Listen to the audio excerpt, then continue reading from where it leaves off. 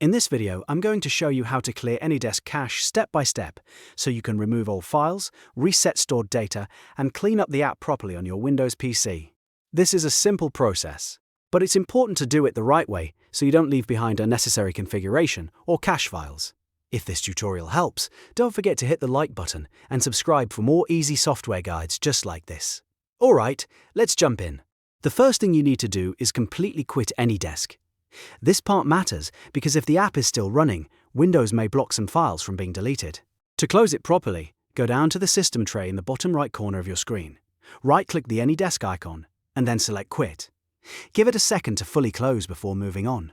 Once AnyDesk is no longer running, we can go to the cache location.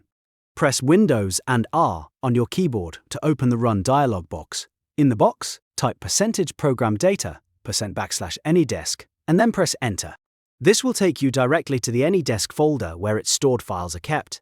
Now, inside this folder, look for the configuration files named system.conf and services.conf. If you see lock files with the same names, such as system.conf.lock or services.conf.log, delete those as well. These files are tied to AnyDesk's saved settings and temporary session data, so removing them helps clear out old records and reset parts of the app. Next, look for the cache folder inside the AnyDesk directory. If you see a folder specifically labeled cache, delete that too. The cache folder is where temporary data is stored, and clearing it can help fix issues, remove leftover files, and give you a cleaner, fresh start with the app. If Windows asks for permission or confirms that you want to permanently delete the files, go ahead and accept the prompt.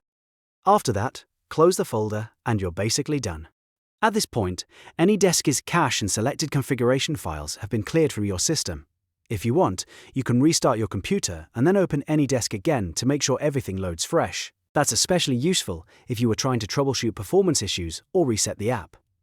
And that's how to clear AnyDesk cache on Windows quickly and safely. If this video helped you out, make sure to hit like, subscribe, and turn on notifications so you don't miss the next tutorial.